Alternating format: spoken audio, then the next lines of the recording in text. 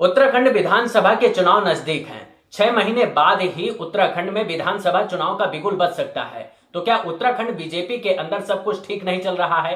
पिछले 4 महीने के अंदर उत्तराखंड ने 3 मुख्यमंत्री देख लिए। बीजेपी हर बार हालात का हवाला देकर जनता के सामने एक नया चेहरा ले आती है। क्या बीजेपी ने जिस संवैधानिक संकट का हवाला दिया वो बीजेपी की मजबूरी थी, जिसके चलते तीरथ सिंह रावत की कुर्सी छीन ली गई? क्या बीजेपी को यह बात इलेक्शन कमीशन ने बताई कि कोविड के चलते उपचुनाव नहीं कराए जाएंगे, या फिर तीरथ सिंह रावत चुनाव लड़ने से डर रहे थे इसलिए उत्तराखंड के मुख्यमंत्री पद से इस्तीफा देना पड़ा, या फिर उत्तराखंड बीजेपी के अंदर तीरथ सिंह रावत की एक्सेप्टेंस नहीं थी जिसकी वजह से बीजेपी में फूट पड़ने का डर सता रहा था, या फिर आने वाले विधानसभा चुनाव में तीरथ सिंह रावत के बलबूते चुनाव में जाने का पार्टी जोखिम नहीं उठाना चाहती थी? ऐसे बहुत से सवाल हैं जिन पर बात करेंगे। जयराम दोस्तों, मेरा नाम गंगा प्रसाद और आप देखना शुरू कर चुके हैं वॉच न्यूज। हमारी कोशिश होती है कि आपको हर मुद्दे पर सटीक जानकारी मिले और उसके पीछे की वजह जानने को भी मिले, जिसके कारण सियासी हंगामा मचा हुआ है। सोचिए, जिस पहाड़ की जनता ने बीजेपी को 2017 में पहाड़ जैसा बहुमत दिया, वो बीजेपी पहाड़ की जनता को 5 साल के लिए एक मुख्यमंत्री नहीं दे सकी। पिछले 4 साल में बीजेपी ने उत्तराखंड में 3 मुख्यमंत्री बदल दिए। सबसे पहले तो त्रिवेंद्र सिंह रावत को मुख्यमंत्री बनाकर सबको चौंका दिया और 2021 आते आते पार्टी के अंदर ही हालात ऐसे बन गए कि त्रिवेंद्र सिंह रावत को पार्टी हाईकमान हटाने को मजबूर हो गया। उनकी जगह पर तीरथ सिंह रावत को हिंदुत्व का चेहरा बनाकर पार्टी हाईकमान ने दांव चला। इस बार भी दांव उल्टा पड़ गया, क्योंकि बीजेपी के आंतरिक सर्वे के मुताबिक तीरथ सिंह रावत के चेहरे के बलबूते चुनाव जीतना मुश्किल है और ये जोखिम बीजेपी लेना नहीं चाहती, क्योंकि हाल में बीजेपी पश्चिम बंगाल का चुनाव हार चुकी है। ऐसे में बीजेपी हर हाल में जीत का संदेश देना चाहती है ताकि लोगों के दिलो दिमाग से हार की आशंकाओं को दूर किया जा सके और ये संदेश दिया जा सके कि कोई दूसरी पार्टी बीजेपी के सामने खड़ी नहीं हो सकती। उत्तराखंड में बीजेपी के हारने का मतलब है कि कांग्रेस को मौका देना, और बीजेपी किसी भी सूरत में लोगों के बीच ये संदेश देना नहीं चाहती है कि कांग्रेस फिर से बीजेपी के सामने खड़ी हो रही है। वैसे बीजेपी ने जिस आंतरिक सर्वे को आधार बनाकर तीरथ सिंह रावत की कुर्सी छीन ली, उसके पीछे माना जा रहा है कि केंद्रीय हाईकमान को तीरथ सिंह रावत पर चुनाव जीतने का भरोसा नहीं था। हाईकमान को इस बात का डर सता रहा था कि तीरथ सिंह रावत की संसदीय सीट पौड़ी गढ़वाल पर होने वाले उपचुनाव पर अगर पार्टी हार गई तो विपक्षियों को बीजेपी पर हमला बोलने का मौका मिल जाएगा और लोगों के मन में बीजेपी की घटती लोकप्रियता और नीतियों को लेकर सवाल खड़े होने लगेंगे। इससे होने वाले सियासी नुकसान का आकलन कर बीजेपी ने नया चेहरा घोषित कर दिया। वैसे तीरथ सिंह रावत के पास 10 सितंबर तक विधानसभा चुनाव जीतने का मौका था। उनके पास करीब 2 महीने का समय और था। फिर भी बीजेपी ने संवैधानिक संकट का हवाला देकर 2 महीने पहले ही इस्तीफा ले लिया। तो क्या बीजेपी को इलेक्शन कमीशन ने बताया कि उत्तराखंड की खाली सीटों पर उपचुनाव नहीं कराए जाएंगे? और अगर यह बात इलेक्शन कमीशन ने बताई तो क्या बीजेपी ने आशंकाओं के बलबूते ही संवैधानिक संकट का हवाला देकर तीरथ सिंह रावत का इस्तीफा ले लिया? जो चुनाव आयोग के कारण 151, 164 धारा के अंतर्गत जो एक संवैधानिक संकट था और उस संवैधानिक संकट के कारण उन स्थितियों को देखते हुए मद्देनजर रखते हुए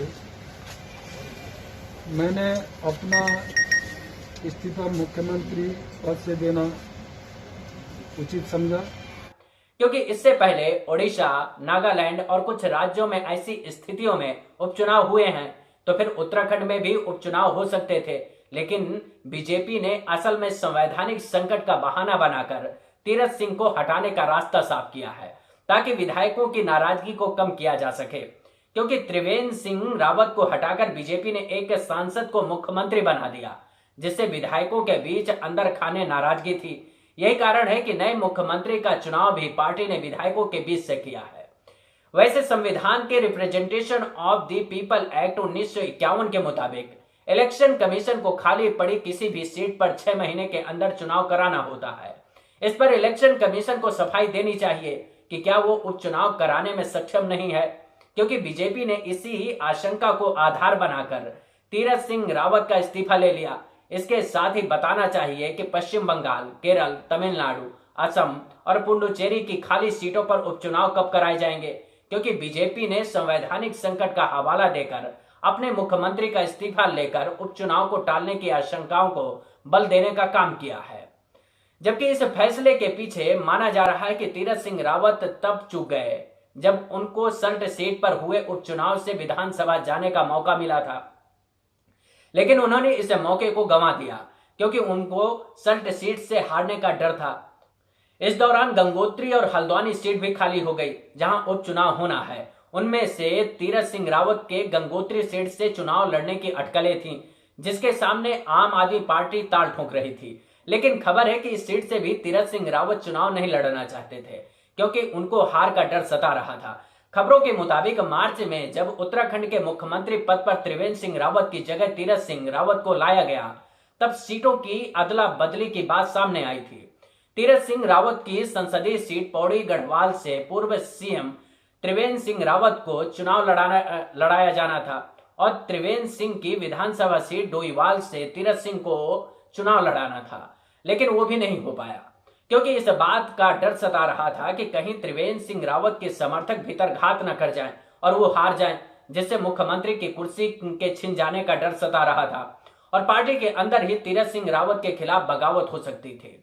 मतलब यह है कि जब जब तीरथ सिंह रावत को मौका मिला तब तब तीरथ सिंह रावत ने मौका गंवाना बेहतर समझा और फिर हालात ऐसे बन गए कि पार्टी हाईकमान ने उनसे उत्तराखंड के मुख्यमंत्री की कुर्सी ही छीन ली और इसी फैसले के साथ पौड़ी गढ़वाल सीट से हार की आशंकाएं भी बीजेपी के अंदर से खत्म हो गई क्योंकि तीरथ सिंह रावत सांसद बने रहेंगे, इसलिए पौड़ी गढ़वाल सीट पर उपचुनाव नहीं कराना पड़ेगा।